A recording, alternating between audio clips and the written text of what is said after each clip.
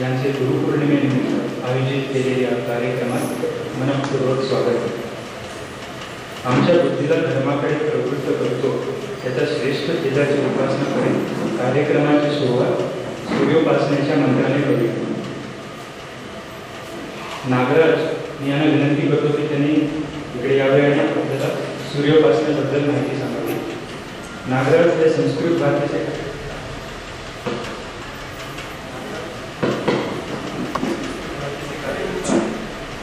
आणि राष्ट्रीय संस्कृत विद्यापीठाचे पोस्ट ग्रॅज्युएशनमध्ये फर्स्ट इयर त्यांनी केलेलं आहे.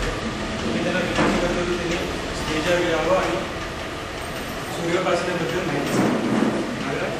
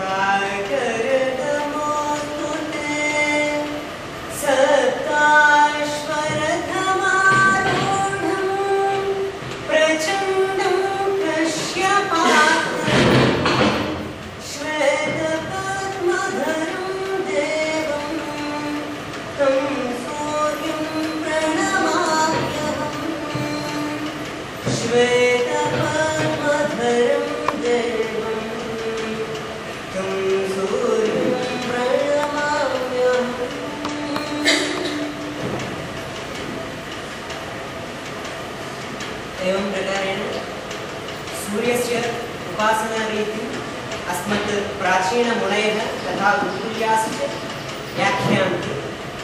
येषां व्याख्यानमात्रेण सूर्यस्य अनुग्रहः अस्माकम् उपरि तावत् आरोग्य ऐश्वर्य सर्व सिद्धिदं भवेत् इति आशयेन तावत् मुनयश्च अस्मान् प्रबोधयन्ति.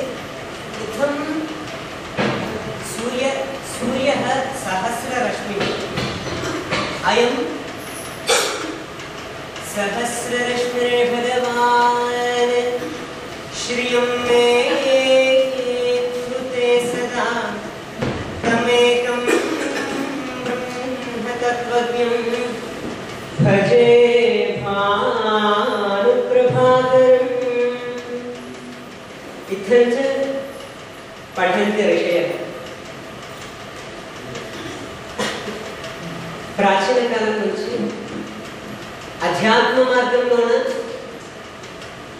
ఋషులు సూర్య భగవాన్ని ఉపాసన చేస్తూ సూర్యుని యొక్క తత్వాన్ని వారి యొక్క తపో మార్గము ద్వారా సాక్షాత్కరింపచేసుకొని ఆ యొక్క వాక్కులను అనేకములైనటువంటి గ్రంథములుగా స్తోత్రములుగా మనకు ఈ వాంగ్మయ ప్రపంచమునందు ఆవిష్కరించి ఉన్నారు.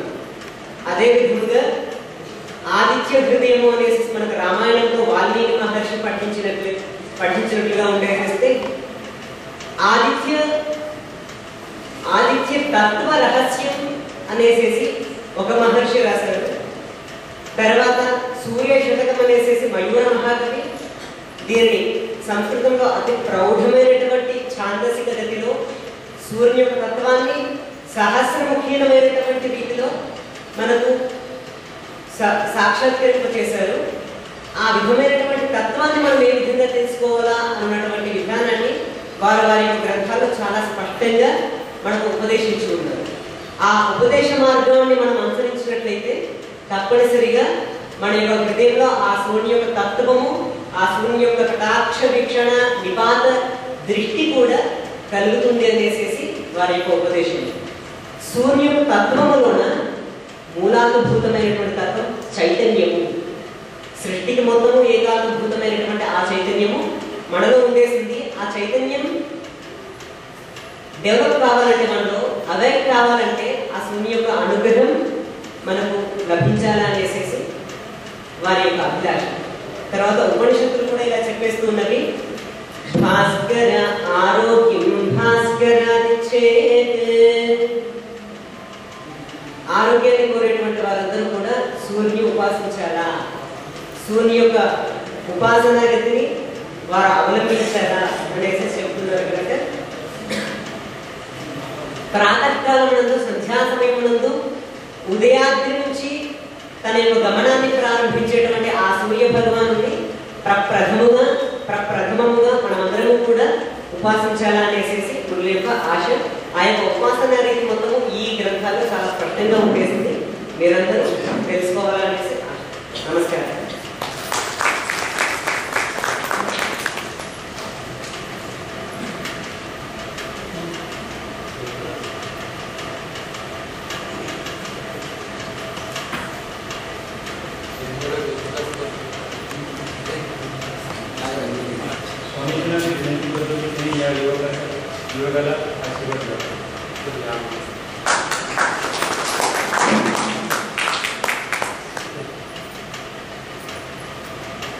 त्यानंतर सौ स्मृती गायकवाड आपले मनोगत व्यक्त करतात.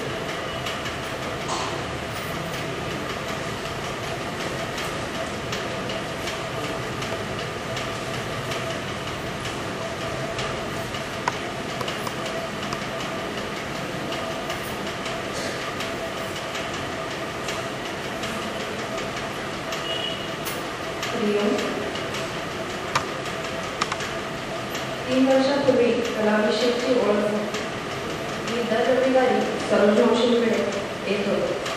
तेव्हा 5 वाजले की मावशी आणि दिशा आम्ही केंद्रात जाऊन येतो असं म्हणाले. पहिल्यांदा मला वाटायचं की हे केंद्रात काय करतात. एकदा मावशी म्हणाल्या की तू येतेस का केंद्रात. मी त्यांना विचारलं की केंद्रात काय कार्यक्रम असतो. तेव्हा त्यांनी मला सांगितलं की आम्ही प्रार्थना व एक ग्रंथाचं वाचन आणि चर्चा करतो. आमचे हे स्वरूपचे केंद्र. निशांत म्हणाला, माझे स्वामीजी माधवानंद यांचा मी अनुग्रह घेतो. ते माझे सद्गुरू आहेत. त्यांनी आम्हाला ज्ञानाची प्रक्रिया समजून सांगितली. अध्यात्म हे इझी टू अंडरस्टँड आणि इम्प्लिमेंट कसं करायचं हेही सांगितलं. आणि तो सांगायचा, स्वामीजी आम्हाला अध्यात्म सायंटिफिक वेमध्ये समजून सांगतात, कारण ते स्वतः सायंटिस्ट आहेत. हे ऐकल्यावर स्वामीजी आणि सायंटिस्ट या कॉम्बिनेशनची मला गंमत वाटायची. कारण स्वामीजी म्हटलं की एक वेगळं चित्र डोळ्यासमोर येतं. तेव्हापासून त्यांना पाहायची इच्छा मला खूप वाटली. 2007 डिसेंबर 2005 स्वामीजी हैदराबादला आले होते. शिल्पारंभमध्ये सगळे एकत्र जमणार आहोत, तेव्हा तूही ये असं मावशीने सांगितलं. मी तिथे गेले आणि प्रथम जेव्हा स्वामीजींना पाहिलं तेव्हा वाटलं की यांची राहणी किती साधी आहे. हसरा चेहरा, प्रसन्न व्यक्तिमत्व, तसंच सगळ्यांबरोबर मन मोकळे गप्पा मारत होते. माझ्याशी पण बोलले. त्यानंतर मला वाटू लागलं की हे काहीतरी वेगळं आहे. आणि विशेष म्हणजे स्वामीजी आमच्या पुण्याचे. यापूर्वी मला समजलेला अध्यात्म म्हणजे उपवास आणि देवाची पूजा. मला वाटायचं सद्गुरू कशासाठी असतात, त्यांचा अनुग्रह का घ्यायचा, त्याचा फायदा काय. मग आम्ही नेहमीच चर्चा करायचो. त्यात शिबिरातील अनेक गमती निशाण सांगायचे. ऐकून मला असं वाटायला लागलं की मी पण एखादं शिबिर अटेंड करावं. आणि तो योग आला. जानेवारी 2006 स्वरूपचे गोवा युवा शिबिरमध्ये बऱ्याच गोष्टी मला सांगितल्या होत्या. तरी पण मला वाटायचं आपण तिथे ॲडजस्ट होऊ का. मला डिफिकल्ट प्रोनाउन्सिएशन असलेले श्लोक म्हणता येतील का, प्रवचन मला समजेल का, असे अनेक प्रश्न घेऊन मी गोव्याच्या शिबिराला गेले. शिबिरातील ॲक्टिव्हिटीज मी एन्जॉय केल्या, जसं सकाळचं ध्यानाचं सेशन, ग्रुप डिस्कशन, स्वामींचे प्रवचन आणि दिवा. सर्वात मला आवडलेलं गीत रामायण आणि त्यावर स्वामीजींचं केलेलं निरूपण आणि तेही मी पहिल्यांदाच ऐकलं होतं. माझं मोस्ट मेमोरेबल मोमेंट म्हणजे स्वामीजींनी मला नावासह ओळखलं. मला पण खूप बरं वाटलं की या 600 युवकांमध्ये माझंही नाव त्यांच्या लक्षात राहिलं. यापेक्षा अजून काय हवं. यानंतर मी केंद्रात येऊ लागलो. 2008चं शिबिर कन्याकुमारीला ठरलं. आम्ही सगळे गेलो. पहिले 2 दिवस छान गेले. मेन अट्रॅक्शन म्हणजे स्वामीजींचं प्रवचन आणि समुद्रकाठी सकाळचं मेडिटेशन. दुसऱ्या दिवशी रात्री निरोप आला की तिसऱ्या दिवशी सकाळी पहिल्या सेशनचं कंपेअरिंग करायचं. बापरे, मी तर घाबरूनच गेले. आम्ही सगळे बसलो. स्वामीजींनी सेशनचा क्रम सांगितला. माझे हात थरथर कापत होते आणि स्वामीजी मात्र ऑन द स्पॉट जोक करत होते. त्या सेशनमध्ये पुण्याचा संजय सोरटे हा जीडी प्रेझेंटेशन करणार होता. तो म्हणजे सोनिया भोसलेचा होणारा नवरा. आता लग्न झालंय. सोनिया ही सांगलीची. तर त्याची ओळख करून देताना स्वामीजींनी सांगितलं की आता सांगलीचा संजय सोरटे जीडी प्रेझेंटेशन करणार असं म्हण. अशी स्वामीजी मजा पण खूप करतात. असा हे आमचं कन्याकुमारीचं युवा शिबिर सगळ्या दृष्टीने खूपच मस्त झालं. त्यानंतर मात्र सारखं वाटायला लागलं. स्वामीजी नेहमी म्हणतात मीचा शोध घेतला पाहिजे. यावर विचार करताना सेल्फ रिअलायझेशन ही कॉन्सेप्ट कळायला. ह्याची प्रोसेस आणि त्यापर्यंत जाण्याचा मार्ग सद्गुरूशिवाय कोण सांगणार. हे समजून घेण्यासाठी, तो आनंद मिळवण्यासाठी स्वामीजींशिवाय आम्हाला दुसरे कोण. नाहीतर कबीरांचा दोहाप्रमाणे रात गवाई सोय के दिवस गवाया ठाय, हिरा जन्म अमोल था कवडी बदले जाय. असं आम्हाला आमच्या आयुष्याचं होऊ द्यायचं नाही. सेल्फ रिअलायझेशनसाठी सतत आम्हाला स्वामीजींचं मार्गदर्शन मिळत आहे. हे आमचं भाग्य. हरिनाम.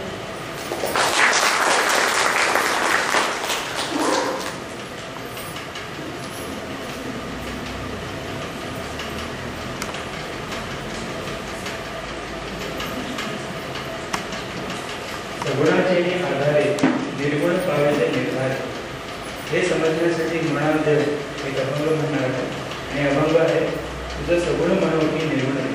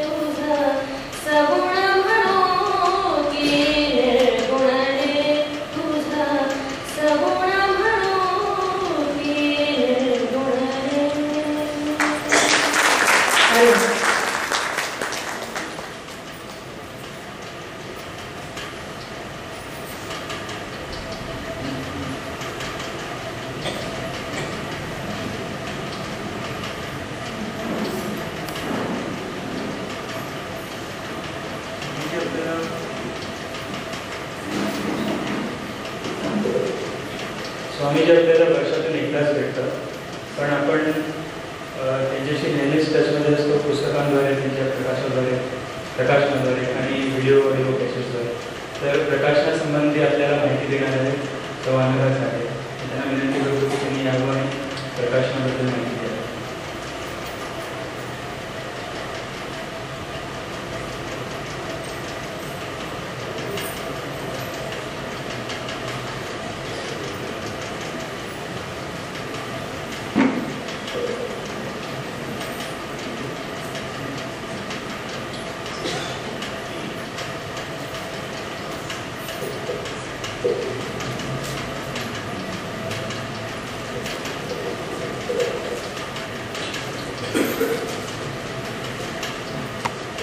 गुरु बिना कोण बताए वाट. गुरुशिवाय कोणी वाट दाखवू शकत नाही आणि मार्गदर्शक दीपस्तंभ हे गुरुच असतात. हे सांगायसाठीच जणू तरी गुरुपौर्णिमेच्या निमित्ताने गुरु वर्षातून एकदा का होईना भागानगरीला भेट देतात. त्यांनी रचलेली ग्रंथसंपदा विपुल आहे आणि त्यापैकी काहींचा परिचय इथे करून देण्याचा लहानसा प्रयत्न आहे. सगळ्यात पहिल्यांदा धर्मक्षेत्र कुरुक्षेत्र या पुस्तकाचा उल्लेख करावा लागेल. अतिशय सुंदर असं पुस्तक आहे. गीतेच्या दालनात जर प्रवेश करायचा असेल तर आईचं बोट धरून मुलाने अद्भुतरम्य अशा विश्वात प्रवेश करावा आणि तिथल्या सगळ्या गोष्टींनी त्याचं मन भारून जावं अशी स्थिती आपली होते. आणि म्हणून स्वामीजींचं बोट धरून आपण गीतेच्या दालनात प्रवेश करतो. अर्जुनाचं मनोविश्लेषण इतक्या सुंदर रीतीने या पुस्तकात केलेलं आहे की अर्जुन म्हणजे आपणच ही आपली भूमिका स्पष्ट होऊन जाते. दुसरं धर्मक्षेत्र कुरुक्षेत्राचा भाग हा दुसऱ्या अध्यायावर आधारित आहे. सद्बुद्धी योग. सत म्हणजे काय आणि असत म्हणजे काय याचं विवेचन या पुस्तकात अतिशय सुरेख केलेलं आहे. पहिल्या 10 श्लोकात अर्जुनाची पहिल्या अध्यायातलीच भूमिका पुढे रेटत नेली आहे आणि त्याच्यानंतर श्रीकृष्णाने प्रतिपादन अतिशय सुंदररीत्या केलेलं आहे. त्यामुळे सद्बुद्धी योग आणि सद्बुद्धी देणारा योग असंच त्याचं वर्णन करतात. त्याच्यानंतर ध्यानयोगावरचं पुस्तक आहे. अष्टांग योगाचं विवरण त्यात केलेलं आहे. दिव्यत्वाचा संस्पर्श नावाचं स्वामीजींनी पुस्तक लिहिलेलं आहे. त्यात श्री तुकारामांचे अभंग आणि त्याचं अतिशय सुंदर असं विश्लेषण आहे. योगी, संत, ज्ञानी, कवी आणि थोर विरागी या 5 भूमिकेतून तुकाराम कसे थोर होते याचंच विश्लेषण या पुस्तकात अतिशय सुंदर रीतीने केले गेलेलं आहे. या व्यतिरिक्त गीतेच्या नित्यपाठातले 200 श्लोक वेगळे काढून त्यांचं संकलन केलेलं आहे. मुलांच्या मनावर चांगले संस्कार व्हावे या दिशेने हा प्रयत्न आहे. संस्कार प्रदीपिका मराठी आणि इंग्रजी दोन्हीतून प्रकाशित झालेलं आहे. त्याचबरोबर ध्यानयोगाचे इंग्रजीतून पुस्तक सायन्स ऑफ मेडिटेशन आणि सन सल्युटेशन हे दुसरं पुस्तक सूर्यनमस्कारांवरचं प्रसिद्ध झालं. या व्यतिरिक्त दृकश्राव्य माध्यमातूनही शिक्षण मिळावे आहे. दृकश्राव्य प्रती आहेत, किती आहेत वेगवेगळ्या आणि त्याच्यावर ध्यानयोगाबद्दल सांगितले. गीता, ज्ञानेश्वरी, विवेकानंद, यत्र योगेश्वर कृष्ण, भावतरंग, अभंग भावतरंग आणि याच्या व्यतिरिक्त नवविधा भक्तीवर अतिशय सुरेख असं विवरण आहे. नवविधा भक्ती कशा प्रकारे करावी आणि तिची वेगवेगळी अंग काय हे जाणून घ्यायचं असेल आणि स्वामीजींशी थेट संवाद साधायचा असेल तर या ध्वनिफितीचा संच आपल्याजवळ अवश्य हवा. या व्यतिरिक्त त्यांचे अनेक ध्वनिमुद्रित केलेले कॅसेट्स किंवा प्रवचनं आहेत. त्या सर्वांचा इच्छुकांनी लाभ घ्यावा आणि स्वामीजींच्या सानिध्यात जास्तीत जास्त काळ राहायला मिळावं ही आपली इच्छा पूर्ण करून घ्यावी ही विनंती आणि म्हणूनच सांगितलेला हा ग्रंथ प्रकल्प. धन्यवाद.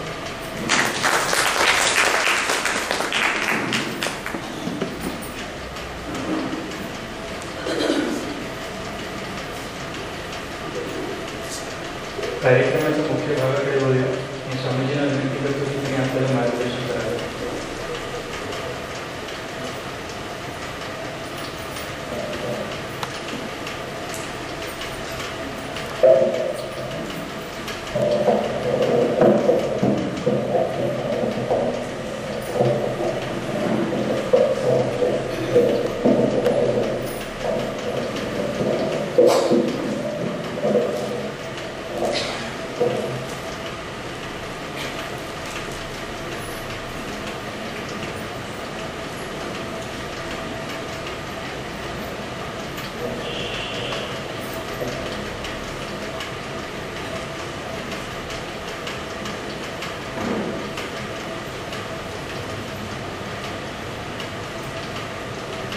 हरि ओम। वंदे गुरुणां चरणारविंद संकलशितस्वात्मसुखावः जनस्य जागृतिकाय मानु संसारकालाफलमोक्षशान्तिः कुंडलीकवरदां हरिविठ्ठल श्री ज्ञानदेव तुकाराम पंढरीनाथ महाराज की जय।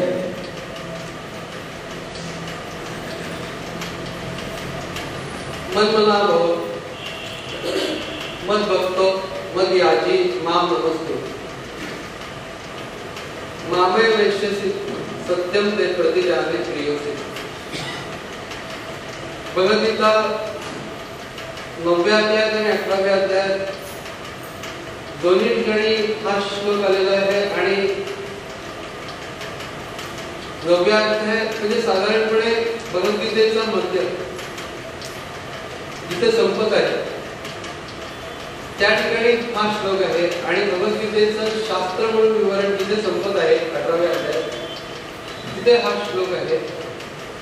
त्यामुळे किती महत्त्वाचा हा श्लोक आहे याचा साधारणपणे अंदाज आपल्याला याच्यावर येईल की दोन्ही ठिकाणी हा श्लोक असे दोन्ही ठिकाणी किंवा 2 वेळा भगवद्गीतेचं जवळजवळ कुठलाही श्लोक एकाच गोष्टीचा पुनरुच्चार भगवद्गीतेने त्या शब्दामध्ये फक्त एकाच प्रकाराने केलाय की परधर्म भयावह हे 2 वेळेला मांडलेलं आहे पण बाकी सहसा अशी विरुक्ती कुठेही केलेली नाही। याचं कारण इतकी महत्वाची गोष्ट असल्याशिवाय भगवान दुसऱ्याला सांगणार आणि अगदी अंतिम उपदेश या स्वरूपामध्ये सांगतात।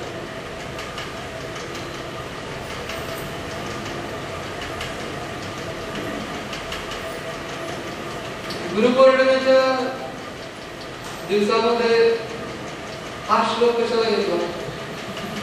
गुरुपौर्णिमेचा सीझन आहे आणि त्यावेळेला दुसऱ्या वेळेचं कारण काय तर गुरूंनी सांगितलेला अंतिम संदेश याचा समाज कृष्ण मध्ये जगद्गुरु असा म्हणून तर त्या जगद्गुरूंनी सांगितलेली ही अंतिम गोष्ट आहे। त्याच्यानंतर एकच श्लोक आहे की जिथं गीताशास्त्र पूर्ण झालं तो म्हणजे सर्व धर्मान परित्यज्य माम एकम शरणं व्रज। पण त्याच्या अगोदर हा जो श्लोक आहे मन मना भव हा श्लोक सर्व उपासना त्या उपासनेचं मर्म काय आहे हे सांगणार। 9व्या अध्यायामध्ये तो येताना एका वेगळ्या संदर्भामध्ये आलेला आहे। त्याच्या अगोदर असं म्हटलेलं आहे की अनित्यम असमम लोकम इमम प्राप्य भजस्वम हा अनित्य लोक आहे। इथल्या सगळ्या गोष्टी अनित्य आहेत म्हणजे वाईट आहे असं नाहीये पण अनित्य सुख पण अनित्य त्या शाश्वत सुख पाहिजे आहे अशी एक मानवाची नैसर्गिक इच्छा असते आणि ते शाश्वत सुख आणि अशाश्वत सुख याच्यामध्ये अशाश्वत सुख हा फार थोडा काळापर्यंत सगळं आयुष्य जे आहे तेच थोडा काळ हे काळा नळाच्या तोंडी घातली लोणीयाची उंडी माझी पाक पाकडी तळेच समजून घेण्यासाठी संतांची जी वचन आहेत त्याच्यामध्ये सुद्धा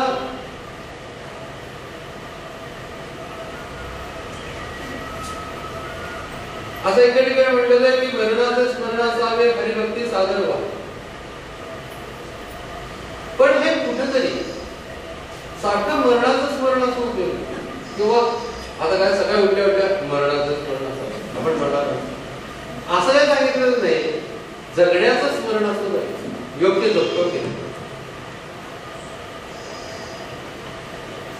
मरणाचं स्मरण याच्यासाठीच आहे की हा काळ मी योग्यपणाने वापरतो आहे की नाही यासाठी म्हणून ते लिमिटेशन आहे हे लक्षात घेऊन जगणं चांगलं करण्यासाठी ते सांगितलं.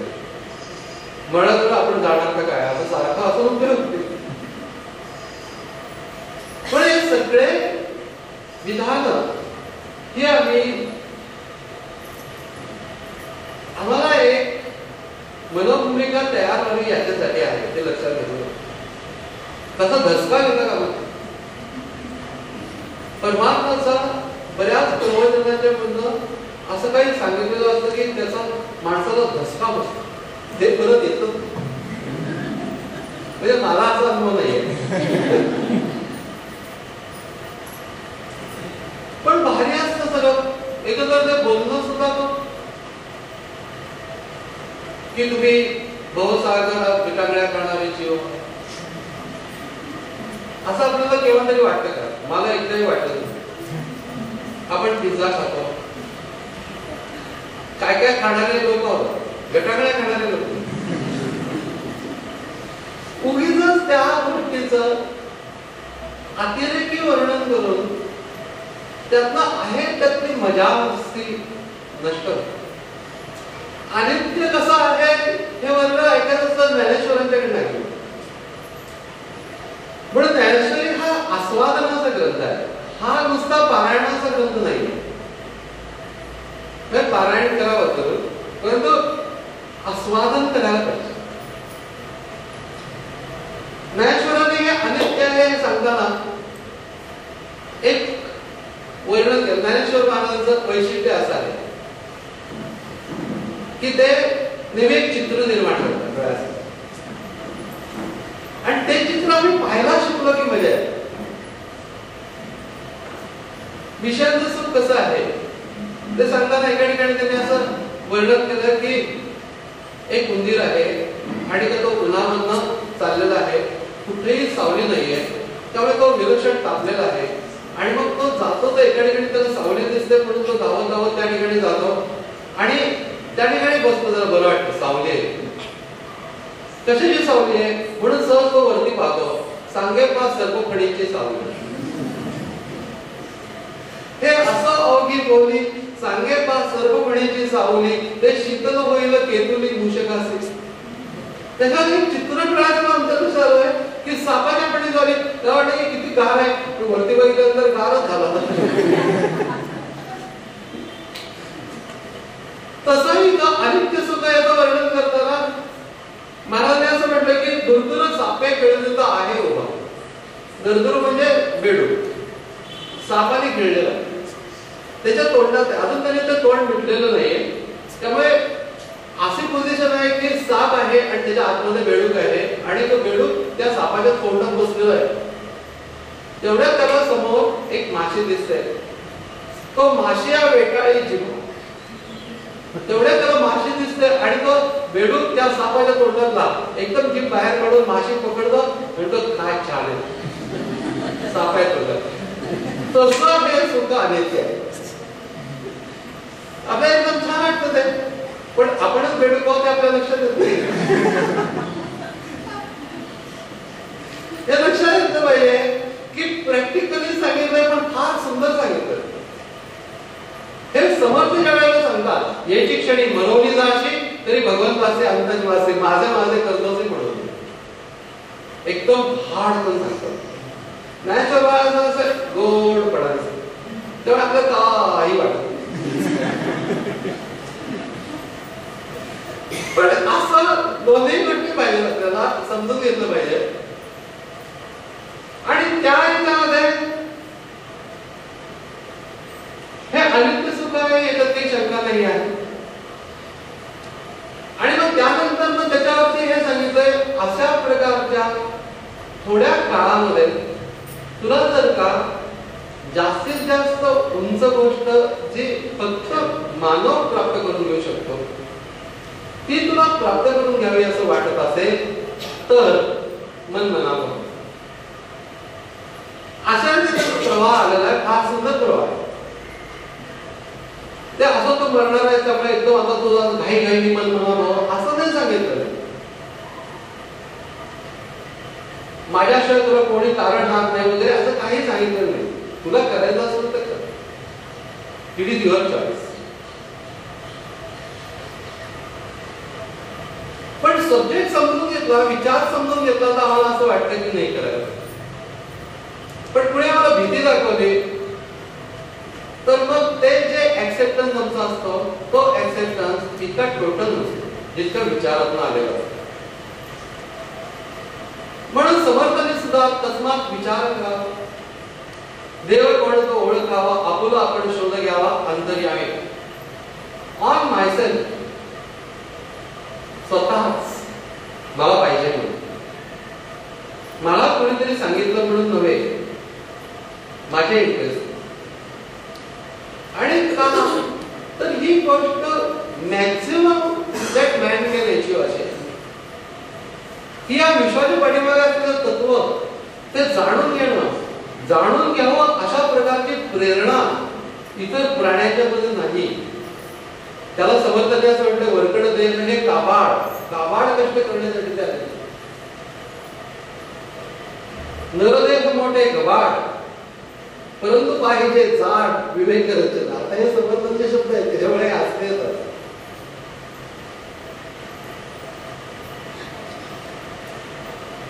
त्यामुळे त्या सगळ्या गोष्टींना मानवी जीवनाच्या अनंत गोष्टी आहेत की ज्या प्राण्यांच्या जीवनामध्ये, इतर प्राण्यांच्या जीवनात दिसतात. दुसऱ्याच्या कलेच्या बद्दल आनंद घेणं मानव त्याच्यामध्ये पण ग्रेड्स असतो. आता समजा का गाणं एखाद्या माणसाला कळत असेल तर तो जसा आनंद घेतो तसं कळत नसलेला पण घेतो, सूर जर का चांगला असेल.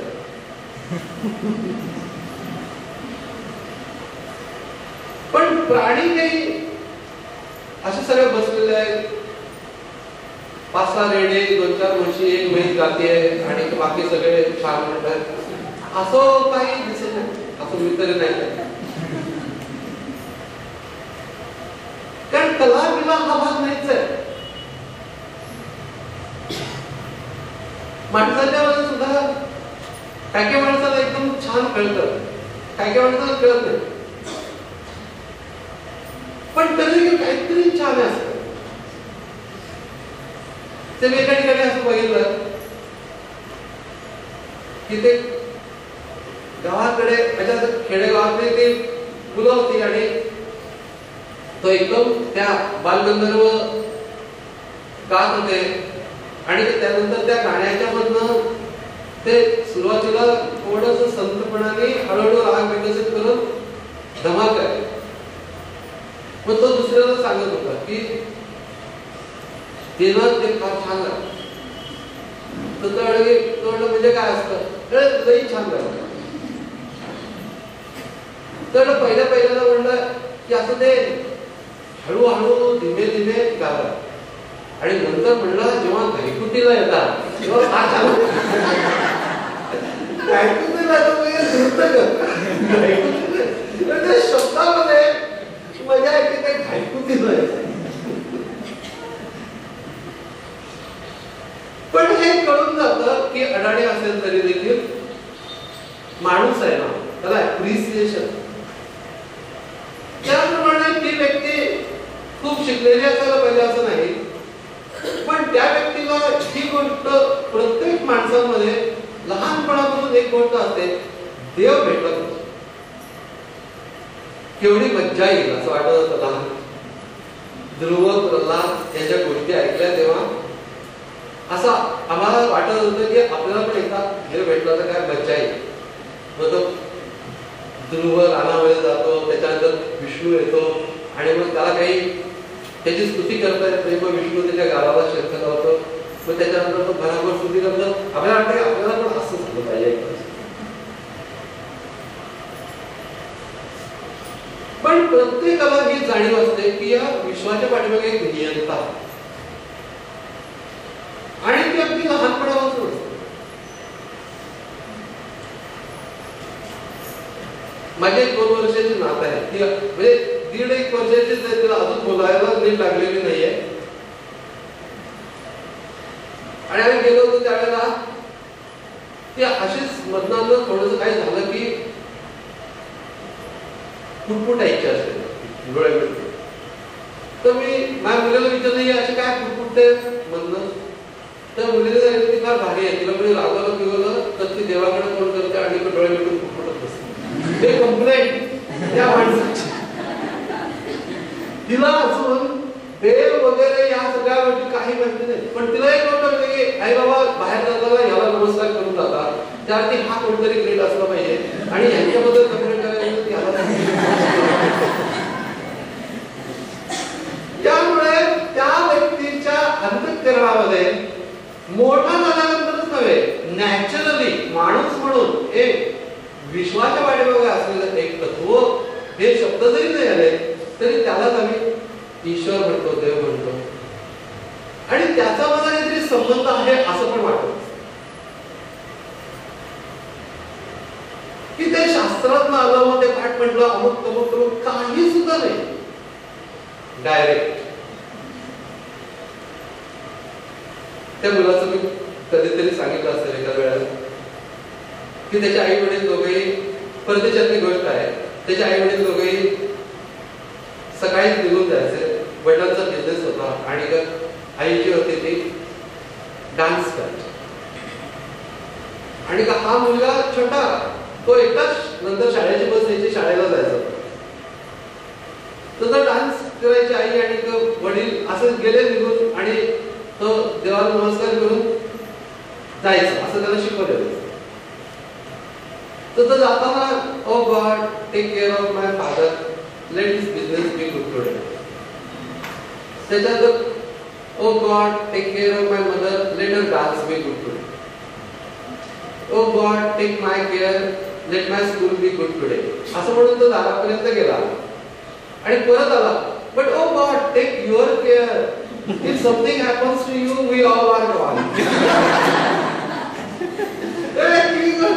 नॅचरल आहे की नैसर्गिक माणसाला ईश्वराच्या बद्दल नुसत्या अस्तित्वाची जाणीव असते असं नाही, तर त्याचं माझं कुठेतरी प्रेमाचं नातं असतं. त्या मुलाला असं वाटलं नसतं की देवानी स्वतःची काळजी घ्यायला पाहिजे. जेव्हा या भाषेमध्ये आम्ही बघतो त्यावेळेला परमार्थ यालाच म्हणतात, हे आम्हाला समजलं तर फार सोपं आहे.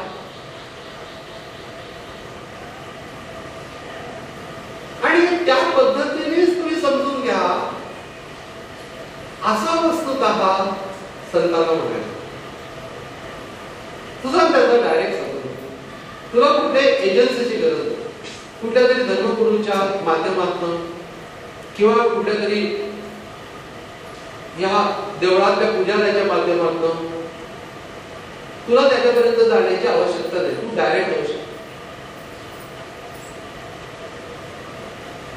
आणि देवाला हेच वाटतं, हे असं आणायला पाहिजे, अमुक अमुक तमक तमक. याच्यावरती चिन्मयानंदाने म्हटलंय ए मॉर्टल प्रीस्ट म्हणजे मर्त्य. A mortal priest tells what immortal wants. त्याला काय पाहिजे? काही सुद्धा नका, त्याचं जे सगळं त्याला काय पाहिजे, त्याच्याशी संबंध जोडण्यासाठी म्हणून हे सगळे उपचार.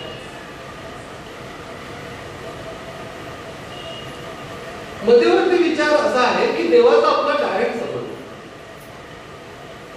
आणि तो संबंध विवेकानंदांच्याकडे ज्यावेळेला ते एका देवळामध्ये, म्हणजे मोठे विवेकानंद, स्वामी विवेकानंद म्हणून सगळीकडे ते प्रसिद्ध झाले त्या विश्वविजेत्या त्या भाषणानंतर. आणि नंतर जेव्हा कलकत्त्यात एका देवळामध्ये त्याच्या आईच्या इच्छेसाठी म्हणून त्यांनी पूजा केली.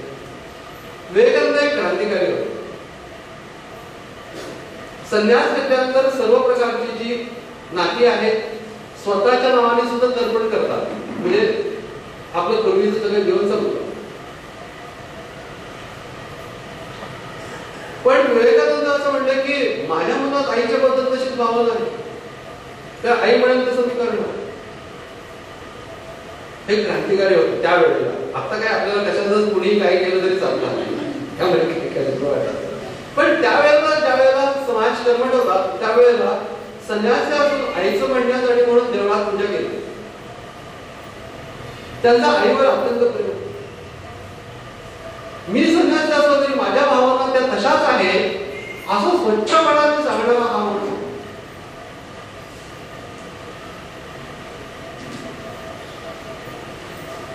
आणि ते झाल्यानंतर खूप आनंद झाला सगळ्यांना. आणि मग सगळे ते पुजारी जे होते ते पुजारी विवेकानंदांना बाजूला घेऊन म्हणाले की इतक्या वर्ष आम्ही देवाच्या सान्निध्यामध्ये आहोत, पण आम्हाला काही देव भेटला नाही, आम्हाला काही त्याचा अनुभव येत नाही, थोडा सुद्धा येत नाही. तर आम्ही काय करावं, का बरं असं होतं? तर त्याच्यावरती ते म्हणले तुम्हाला ज्या स्तोत्रांचे अर्थही समजत नाही त्या भाषेत तुम्ही देवाशी बोलायचा प्रयत्न करता. तुमच्या स्वतःच्या भाषेत देवाला हाक मारावा. मला देवा काही कळत नाही असं साधं एक शब्द बोलायला काय हरकत? सत्य भक्तीच्या वरती समर्थने सत्य देवाचे करावे, इतरुच दयाचे सांगावे, आठवे भक्तीचे जाणावे लक्षण येते आपण बोलत असतो. पण प्रॉब्लेम आला, प्रॉब्लेम नाही आला तर आमचा काहीच संबंध नाही. तू तिकडे मजेत राहा, आम्ही इकडे. पण एक प्रेम नैसर्गिक आहे. त्या नैसर्गिक प्रेमाला धरूनच तो एक दोन शब्द देवा तुझं मला काही पटत नाही असं म्हणलं तरी तुकाराम महाराजांनी तर जाय करते काय आणला कंटाळा चालता हो, मला तू अगदी कंटाळा आणलायस, चालता हो जाय करते काय आणला कंटाळा एवढे तरी बोला एक वेळा. किती गोड आहे ना की एवढं साधं भाषा काही असे स्तोत्र अमुक तमुक तमुक तमुक काही म्हणतात. म्हणून माझ्या भाषेमध्ये मी देवाशी बोलू शकतो ही जी डायरेक्ट गोष्ट आहे त्या सगळ्या गोष्टीला लागतं काय, फक्त तुझं मन लागतं त्याच्याशी. मन म्हणा, पण मन म्हणा बाबा हा अगदी प्रॅक्टिकल अस्पेक्ट दोनदा सांगितलंय. पण नुसत्या अगम्य भाषेमध्ये काहीतरी बोलत राहायचं किंवा ज्या स्तोत्रांचा आम्हाला अर्थ पण माहिती नाही ती स्तोत्र आणि काहीतरी कृती एवढा परमा केशवाय नमः, नारायण नमः, माधवाय नमः, गोविंदाय नमः, ते इतकं फास्ट की त्या सांगण्यात इतकी घाई झालेली असते. म्हणा केशवाय नमः, नारायण नमः, त्याचा पाणी तोंड जायला पाहिजे होतं, सांगा सोडवायचं काय असलं. मी सगळं पाहिलेलं असतं लहानपणापासून, मग आम्हाला काही बरोबर वाटत. ओम केशवाय एकदम बरोबर शांत. नारायण नमः याचा नार, नर म्हणजे आत्मा, नार म्हणजे आत्म्यापासून निर्माण झालेलं जग आणि अयन म्हणजे घर. म्हणजे जग हे आत्म्यापासून निर्माण होऊन त्याच्यातच राहतं, म्हणजे ईश्वरापासून जग निर्माण होतं आणि त्याच्यातच राहतं. असा जो जग निर्माण करून जगाला स्वतःच मध्ये ठेवतो असा नारायण आहे, त्याला माझा नमस्कार असतो. एक तास त्याचे अर्थ समजून गेला. केशवाय नमः म्हणजे पूर्वीच्या काळी सूर्योदयाच्या वेळेला हे करत असत आणि त्यावेळेला ज्याचे किरणरूपी केश सुंदर आहे आणि सुंदर जग प्रकाशित करतात त्या केशवाला माझा नमस्कार असतो.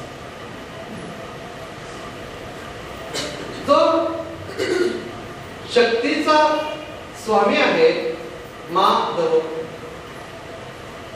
त्याला आणि जो सगळ्या वृत्ती थांबवल्यानंतर निर्माण होणाऱ्या अवस्थेमध्ये जाणला जातो ध्यानाच्या त्या माधवाला मला नमस्कार असा त्याचा अर्थ आहे. गोविंदाय नमः. गो म्हणजे इंद्रिय. ते भाऊसाहेब महाराज मुंदिकर म्हणून थोर संत होऊन गेले. तर कोणी गोविंद घ्या कोणी गोपाळ घ्या असं चालू होतं. ते लोकांना म्हणले आपल्याला नक्की काय पाहिजे, गोविंद पाहिजे का गोपाळ पाहिजे. ते काही लोक म्हणले गोविंद पाहिजे, काही लोक म्हणले गोपाळ पाहिजे. ते म्हणले हे बघा गोपाळ आपण आहोतच, इंद्रियांचं पालन करणारे आपण आहोत, पण इंद्रियांचं नियंत्रण करणारा म्हणजे गोविंद. आपल्याला गोविंदाची आवश्यकता. गोविंद आहे काही काही इतक्या सुंदर अर्थ आहे. योगकर भाषामध्ये या भागाला जिथे संवेदनाचं केंद्र आहे मुख्य त्याला सहस्त्रदल पद्म असं म्हणतात. आणि पद्माचं केंद्र म्हणजे नाभी, त्याच्यामध्ये त्या ईश्वराचा निवास आहे म्हणजे अनुभूती तिथे येईल. म्हणून पद्माच्या नाभीमध्ये वास करणाऱ्या ईश्वराला माझा नमस्कार असतो म्हणजे पद्मनाभाय योग अर्थ आहे. पण आम्हाला काही माहिती नसताना आम्ही ज्यावेळेला म्हणतो तेव्हा पण पावित्र्य मनामध्ये येतं, पण समजून म्हणतो तर फार सुंदर. नाहीतर बऱ्याच वेळेला हा जो काही धर्म नावाची गोष्ट केली जाते ती काही न जाणता केली. त्याला एक छान उदाहरण मी काही दिवसापूर्वी वाचल्याला अनेक वेळा सांगितलं पण आहे की एका आश्रमातला घोडा विकायचा असतो आणि तो घोडा आध्यात्मिक आहे, वातावरणात वाढलेला आहे असं त्या आश्रमातले लोक सांगतात. आणि तो जो घोडी विकत घेतो त्याला म्हणतो म्हणजे काय, तो म्हणतो की तो साध्या घोड्यासारखं चालत नाही, त्याला देवाची कृपा मिळाली मग तो चालत लागतो. आणि थांबायचं कसं म्हणतात तर हो हो हो हो किंवा असं काही करून ते काही थांबत नाही, त्याला शांती शांती मग तो थांबतो. तर छान आहे बघूया म्हणून तो थाप मारतो, त्याच्यावरती तो टाच मारून बसतो त्याच्यावरती. त्याच्यानंतर त्याला टाच मारायला लागतो तर काय हालत नाही लागतं, काय हालत नाही, देवाची कृपा म्हणा. मग देवाची कृपा म्हटल्यानंतर चालायला लागतो. त्याला मजा वाटते, जोरात देवाची कृपा म्हणाला तो जोरात पळायला लागतो. जितकं जोरात देवाची कृपा म्हणाल तितकं जोरात तो पळायला लागतो. गंमत वाटते. आणि पळता पळता एकदम तो एका खड्ड्याच्या पाशी. आता काय करायचं म्हटलं हो हो हो थांब वगैरे काय करून थांबत नाही जाम. मग त्याला एकदम आठवतो की शांती म्हणायला पाहिजे. शांती शांती शांती असं म्हटलं तो एकदम थांबतो घोडा. त्याला इतकं बरं वाटतं म्हणतो देवाची कृपा.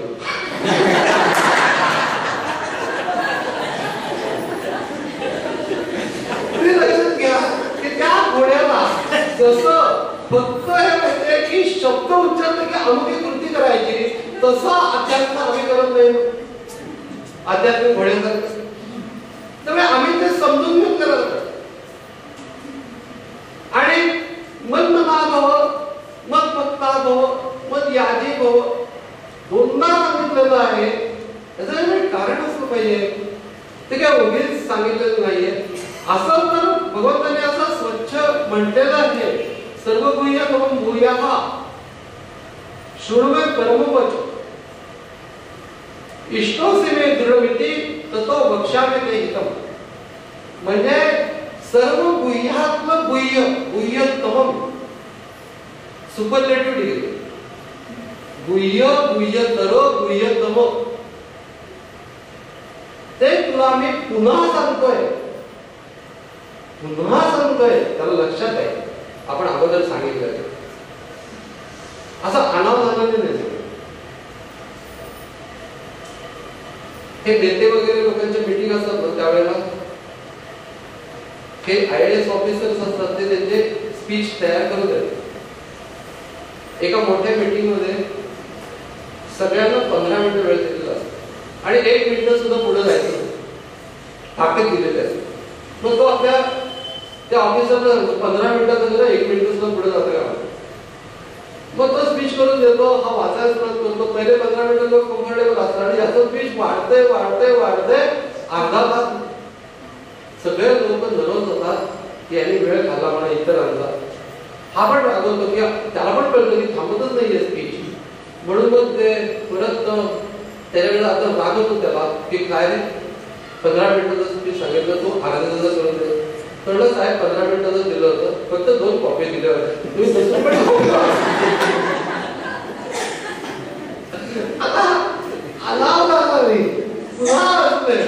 भूया हा असं भगवान म्हणताय, त्याला अनामानाने नाही म्हणत आहे. मी तुला पुन्हा सांगतो आहे कारण की इतकं महत्वाचं आहे, कारण तुम्हाला अतिशय प्रिय आहे. अतिशय प्रिय का असं एवढं अर्जुन बघताय खरा खरा तो भक्ती करतोय का, तो काहीतरी सारखी पूजा करत बसतोय असं काही नाही. तो शिपाईकडे आहे. तप वगैरे करणं हा काय त्याचा स्वभाव आहे. तप त्यांनी केली, अर्जुनाने अनेक वेळा तप केलं, पण एकदाही ईश्वर प्राप्तीसाठी केलेलं नाही. प्रत्येक वेळेला त्यांनी शस्त्र प्राप्तीसाठी. पण अंतःकरणामध्ये प्रेम आहे भगवंताच्या प्रती आणि सगळा तोच इतका भाव. एका प्रसंगामध्ये कर्णाने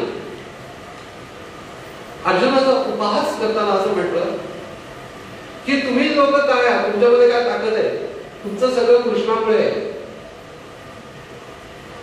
ज्या कर्णाला अर्जुनाने 7 वेळा पराभूत केलं महाभारतामध्ये, मृत्युंजय कादंबरीतला कर्ण महाभारतात कर्ण, त्याला त्यांनी 7 वेळा पराभूत केलेले वेगळ्या वेगळ्या प्रसंगामध्ये. तोच कर्ण असं म्हणतोय की तुझ्यामध्ये काय आहे, सगळं कृष्णामुळे. आणि ज्या वेळेला त्याला पराभूत केलेला आहे त्यावेळेला पहिल्या 7 वेळेला कृष्ण बरोबर नाहीये, पण तरी तो असं म्हणतो की कृष्णामुळे आहे, तुझ्यामध्ये काय आहे. आणि हा वीर आहे. त्याच्यावरती अर्जुन असं म्हणतो खरंच आहे, खरंच आहे, आमचं सगळं कृष्णामुळेच. याला भक्त असं तो असं म्हणत नाही बाहेर येऊन दाखवतो. त्याचा हा ओरिजिनल भाव आहे की माझं सगळं, तो म्हणतो काय खरं आहे की तुमचं सगळं कृष्णामुळे, आमचं फक्त बोलण्याची गोष्ट असते की माझं सगळं जवळ माझंच आहे असं नाहीये अर्जुनाचं. तो म्हणतो की तू म्हणतो ते बरोबर आहे, पण तुला जर काही एवढं कळतं तर तू का नाही कृष्णाच्या बाजूला ये. म्हणून भक्त आहेच. मग भक्तात्व याचा अर्थ कृष्णाच्या सारखी मनोवृत्ती होती. मन मनावर कृष्णाची मनोवृत्ती आणि अर्जुनाची मनोवृत्ती सारखी होऊन घेतली. नंतर एका युद्धामध्ये ज्या वेळेला त्याचा पुत्र बब्रुवाहन त्याच्या राज्यावरती अर्जुनाने आक्रमण केलं, त्यावेळेला तो जेव्हा स्वागतासाठी म्हणून आला त्यावेळेला अर्जुनाला अतिशय राग आला. तो म्हणला अरे मी युद्धाला आलेलो आहे आणि तू तुझं घेऊन काय येतो हातामध्ये. तो पण वीरच होता. मग चला म्हणतो युद्ध करू. पण त्याने इतकं बडवलं अर्जुनाला मरेपर्यंत माग कसं बसा अर्जुन जिवंत राहिला. आणि मग हा पराभव झाल्यानंतर जेव्हा तो त्याच्या पुढे आला त्यावेळेला अर्जुनाने अगदी प्रेमाने जवळ घेतलं. तो म्हणला की अहो तुम्ही असं कसं वाटतं, मी फुलं घेऊन तुमच्यापाशी आलेलो होतो, त्यावेळेला तुम्ही मला मागवलं आणि मी तुम्हाला जवळ फारच मागलं, त्यावेळेला तुम्ही मला प्रेम करता असं कसं आहे. तर ते काय करू रे, कृष्णासारखं झालेलं तुझ्यासारखं. समोर त्यावेळेला भीष्मद्रोण होते त्यावेळेला मला असं वाटलं की यांना मारू नये, पण नंतर जो कृष्णाचा प्रभाव माझ्यावरती आला की हातामध्ये शस्त्र घेऊन समोर जर का युद्धासाठी आलेला असेल तर त्याला मारणे माझं कर्तव्य आहे. आणि ती भूमिका तू घेतलेली नव्हतीस त्यामुळे मला तुझा राग आला आणि नंतर ती भूमिका तू निभावलीस म्हणून मला प्रेम वाटलं. कृष्णासारखी मनोवृत्ती झाली. मन मना भव याचा अर्थ मन देवाच्या पाशी ठेवणे हातभार झाला, पण भगवान श्रीकृष्णाच्या जागी मनोवृत्ती ही गोष्ट अजून एका वेळेला अगदी अलीकडच्या काळामध्ये ज्यावेळेला इंदिरा गांधी ती निवडणूक हारल्या ऐतिहासिक, ज्यावेळेला ऍक्च्युली काउंटिंग चाललेलं होतं त्यावेळेला पोलिंग ऑफिसरला हायकमांड कडनं फोन आला की तुम्ही काउंटिंग बंद करा.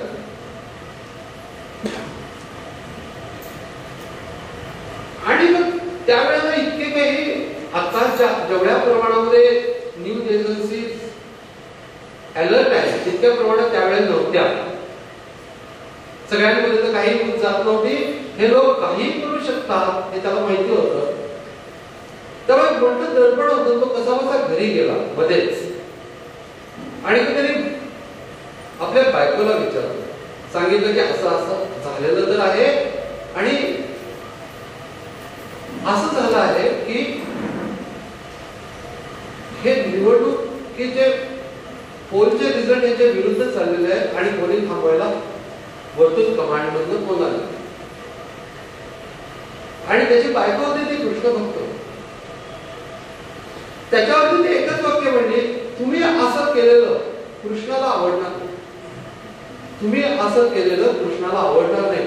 असं म्हटल्यानंतर त्याच्या अंगात जी काही मानसिक ताकद निर्माण झाली, तो म्हणला मी आयुष्यात काही फार मोठं केलेलं नाही, पण एवढी गोष्ट मी कृष्णाला बरोबर वाटेल असं मी वागेन. आणि त्याने ते काउंटिंग पूर्ण केलं. त्या हारल्या. हे ताकद कुठं आली? मन मनात कृष्णाच्या मनोभूमिकेला साजेस आम्ही जर का वागत असू तर मन मना. नाहीतर नुसतंच माझं मन देवापाशी आहे पण मी वेळाकडे वागतोय हे मन मना. पण या सगळ्या शब्दांना स्पेशल अर्थ आहे. आणि हे कोण करू शकतो? पोलिंग ऑफिसर तरी देखील मोठी गोष्टच होती. मी एक फार छान अनुभव घेतला की देऊळ गावामध्ये आमचं एक पुस्तक प्रकाशन व्हायचं होतं, हे दिव्यत्वाचा संस्पर्श. आणि त्याच्या अगोदर आम्ही महाराजांच्या पायी ते पुस्तक ठेवण्यासाठी म्हणून देऊला गेलो. तुकाराम महाराजांच्या वरच पुस्तक. तर त्यावेळेला तिथे गजरे विकणारी एक मुलगी होती आणि तिच्याकडनं मी 2 गजरे घेतले आणि 5 रुपये तिला दिले. आणि तिला मी म्हटलं की राहून देत तुला. ती म्हणली नाही थांबा थांबा. म्हणून ती कुठनं तरी त्यावेळेला मोड मिळत नव्हती. ते कुठनं तरी जाऊन तिने पैसे आणले, मोड करून माझ्या हातात पैसे दिले उरलेले. मी म्हटलं आम्ही तुला म्हटलं होतं की मला राहू देत तुला म्हणून. तर त्याच्यावरती ती एकच वाक्य म्हणली, महाराज काय म्हणते, महाराज काय म्हणते. ही गरीब मुलगी आहे गजरे विकणारी, पण तिला काय माहितीये की ज्याच्या परिसरामध्ये आम्ही गजरे त्याच्या साठी म्हणून विकतो आहोत त्याच्या मनोभूमिकेला ही गोष्ट पटणारच नाही की तुझा पैसा नसेल तू घेता कामा नाही, तुझ्या कमाईचं तू घेतो काय. महाराज काय म्हणतील हे मन मनावं आहे. ती व्यक्ती किती गरीब आहे, ती व्यक्ती किती श्रीमंत आहे, ती व्यक्ती किती शिकलेली, किती कमी शिकलेली, या गोष्टीवर काय अवलंबून नसतं. माझं मन देवाला माझं वागणं योग्य वाटेल असंच मी वागेन अशी माझ्या मनाची धारणा होणं हे मन मनावर आहे. नाही तर मग काय माझा काय समोर काहीतरी कर्तव्य कर्म आहे आणि मला असं वाटतं की जाऊ दे ना असं वाटलं तर ते मन मनावर. कृष्ण कधीही तुमच्या समोर असलेलं कर्तव्य कर्म ते काहीही असो उत्कृष्ट करायचं. मग स्वयंपाक करायचं कर्म असेल तर काय आमच्या वाट्याला आलं असं म्हणून त्याचा काम.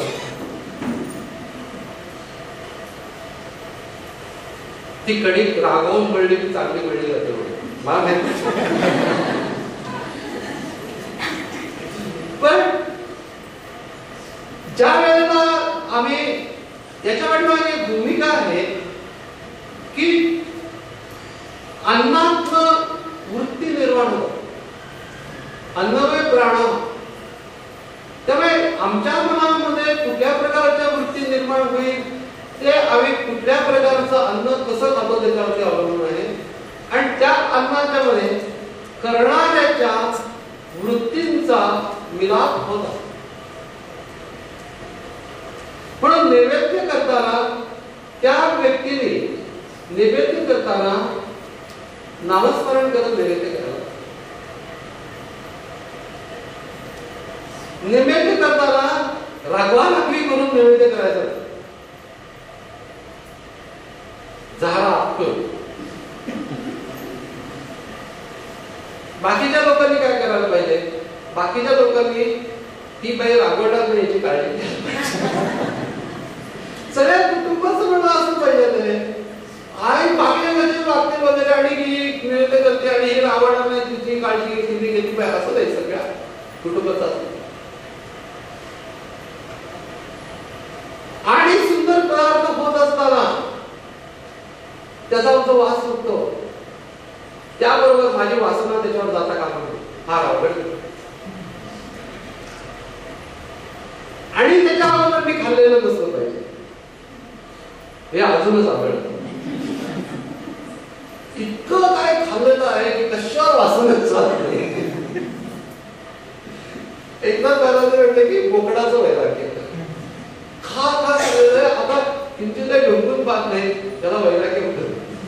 म्हणून ही साधना की मी जे काही करत असेल त्याच्यातनं माझ्या घरातल्या लोकांची वृत्ती सांभाळण्याचं काम हे अन्न करणार आहे. त्यामुळे मला जबाबदारीने करत मोठीच वाट करीन. कुठलाही कर्म honour and shame on no condition right act well that part and there all the honour lies. म्हणजे जीवन जगण्याचं शास्त्र आहे. हे केवळ जरी कृष्णाने काहीतरी सांगायचं शेवटचा आपला समारोप करा म्हणून सांगितलेलं नाही. मनमनावर सगळ्या उपासनेचं पण वर्ग आहे. कसं होत नाही हे बघितलं की आपल्याला लक्षात येईल की आपलं बऱ्याच वेळा मन मनाभाव नसतं. पुंडलिक वरदा हरी विठ्ठल असं म्हटलं तर आवाज फक्त एवढं जातं की आता संपलं. पण तेवढ्याच काळात पुंडलिक वरदा हरी विठ्ठल म्हटल्यानंतर पांडुरंग डोळ्यासमोर येऊ दे ना तुझ्या. ज्ञानेश्वर महाराज की जय म्हटल्यानंतर ज्ञानेश्वर महाराज डोळ्यासमोर येऊ देत ना. जय जय रघुवीर समर्थ म्हटल्यानंतर समर्थ येऊ देत ना डोळ्यासमोर. तेवढाच वेळ लागतो. तेवढाच वेळ लागतो. पण त्यावेळेला मन भक्तीकडेच असणं आणि त्याच ठिकाणी मन असणं या दोन गोष्टींना तेवढाच वेळ लागतो. पण एक मन म्हणा हवं आहे. त्या उपासनेला जिवंतपण आहे. पुंडलिक वरदा हरी विठ्ठल चपला आहेत की नाही कोणाला म्हणजे चपलाकडे मन आहे. हे झाल्यानंतरच मी पाहिन असं मनाला शिस्त लावण्याची आवश्यकता. मननानुभवामध्ये मनावरच्या सर्व गोष्टी नियंत्रित करणं हे अभिप्रेत आणि योग्य ठिकाणी ते करणं.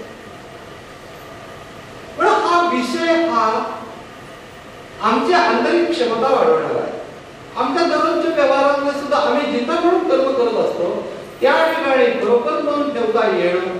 मग ते अभ्यासाचं कर्म असो नोकरीचं कर्म असो त्या ठिकाणी बरोबर लक्ष ठेवता येणं ही क्षमता आहे. आणि ही क्षमता विकसित करायला सांगितलेली आहे. म्हणून देवाच्या पुढे उभे राहा नमस्कार कर देवाला असं लहानपणापासून सांगायचे.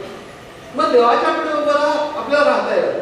देवाला नमस्कार कर म्हणजे त्याच्या अस्तित्वाच्या जाणीवेला स्पर्श. समोर देव आहेच आहे त्याला नमस्कार कर पण तो तिथं आहे. माझं पण मन तिथं पाहिजे. अशा रीतीने माझ्या कृतीचा मनासहित देवाशी मिलाप होणं मन मना हवं. सत्यनारायणाला खूप लोक बोलवलेले आहेत. काही लोक आले काही लोक आलेले नाहीत. आणि ते त्यावेळेला ज्यावेळेला ते नामस्मरणासहित त्या तुळशी कृष्णावरती अर्पण केलं जातं कृष्णाला अर्पण केलं जातं त्यावेळेला ते नाम सांगितल्यानंतर कृष्णार्पण वस्तू त्या ठिकाणी करायला पाहिजे. त्या ठिकाणी त्या तुळशी टाकत असताना कोण कोण आले हे लोक आलेले दिसत नाही. अजून काय झालंय कुणास येणारच नाही बहुतेक करून. आमचं चांगलं पाहत नाही. काय चाललं काय तुझं मन बघा बघ. हे विचारलं की सगळ्या उपासनांना तेवढाच वेळ तुम्ही घालवत असता, त्याच उपासनेच्यापासून अंतःकरणाला समाधान कशाने होईल म्हणून. किती लोकांना बोलवलं, प्रसाद काय केला होता, देव बघत नाही. साधू तुपाला केला होता का, देव बघत नाही. आम्ही बघतो. हे त्या गोष्टी आहेत सगळ्या. त्यामुळे ही गोष्ट कशासाठी आहे तर माझं मन देवाला जोडण्यासाठी. हा काही सामाजिक कार्यक्रम नव्हे. माझी पूजा हा सामाजिक कार्यक्रम नव्हे. पूजा करतोय, त्याच्यानंतर नमस्कार करतोय, नमस्कार करतो, तेवढ्यात काका आले शेजारचे, पुन्हा जरा वेळ नमस्कार. काकाने बघू दे. काकाने कशा बघू दे, देव बघतोय ना, तुझा त्याच्याशी संबंध आहे, देवाने बघू दे असं म्हण. या गोष्टींना प्रदर्शनीय मूल्य नाही, भक्तीचं मूल्य आहे. म्हणून मनमनाभव म्हणजे फक्त कृती आणि मन तिथं ठेवणं असं नसून ते प्रेमाने ठेवणं. म्हणून मनमनाभव नंतर मन भक्ताभव. अधिक सूक्ष्म अवस्था. मदभक्ताभव या अवस्थेमध्ये जसं जसं प्रेमाने मन देवापाशी ठेवता येतं तसं तसं देवाच्या सर्व इच्छा त्याच्यामध्ये माझी इच्छा विलीन करून टाकते. देवाच्या इच्छेने वर्तावे, देव करीत ते मानावे, मग सहजची स्वभावे कृपाळ.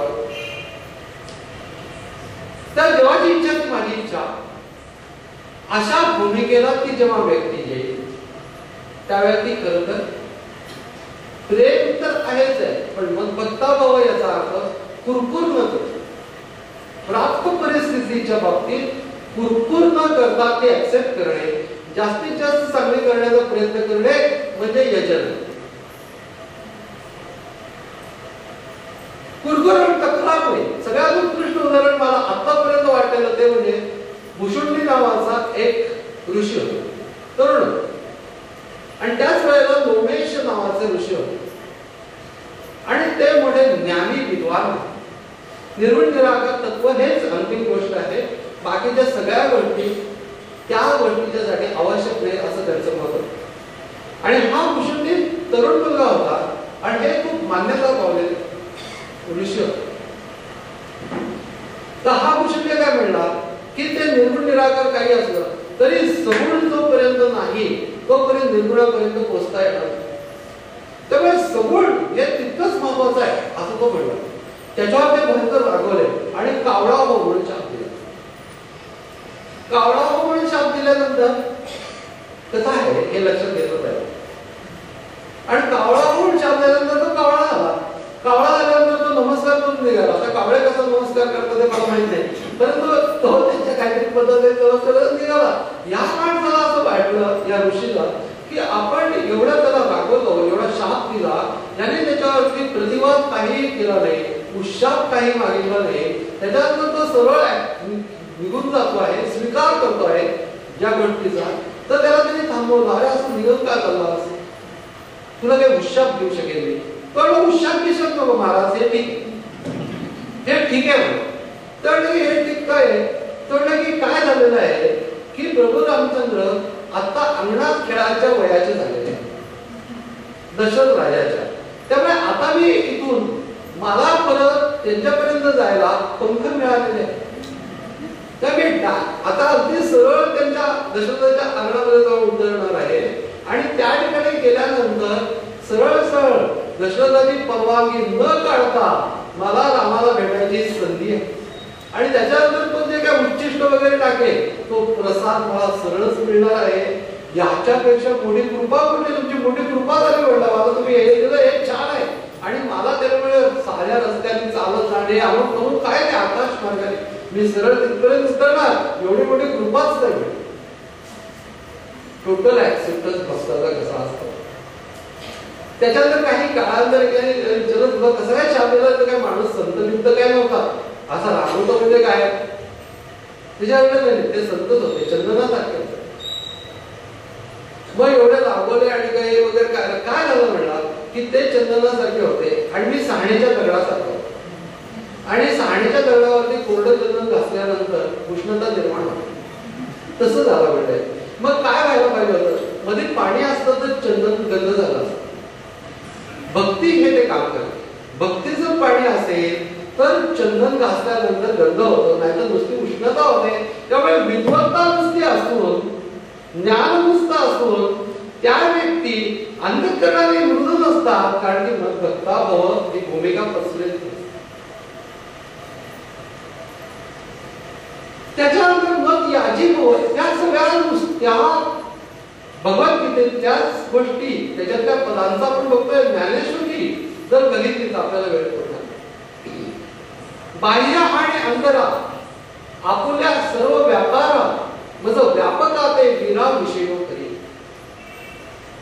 अंतिम गोष्ट बाह्य व्यापार आणि अंतर व्यापार म्हणजे म्हणायचे या सगळ्यांचं ध्येय ईश्वर प्राप्ती हे असलं पाहिजे. म्हणजे मग ते मन मनाभाव आहे. नंतर भक्त म्हणजे कसं राहशील तू, तर कळले की वारा ज्याप्रमाणे आकाशात राहतो तसा माझा भक्त म्हणून ज्ञानेश्वर वारा आकाशात जसा राहतो तसा माझा भक्त होऊन राहा. वारा आकाशात राहतो त्यावेळेस तो वारा म्हणून स्वतंत्रपणाने दिसत नाही. तसा भक्त भगवंताच्या मध्ये विलीन झालेला, कुणाला कळणार पण नाही असा राहा. पण तो हल्ला की कळतो की वारा आहे, त्याप्रमाणे तुझ्या कृतीवरून तू बघतायचे कळत. ज्ञानेश्वर अन्यथा वारा आकाशासारख्या स्वरूपाचा.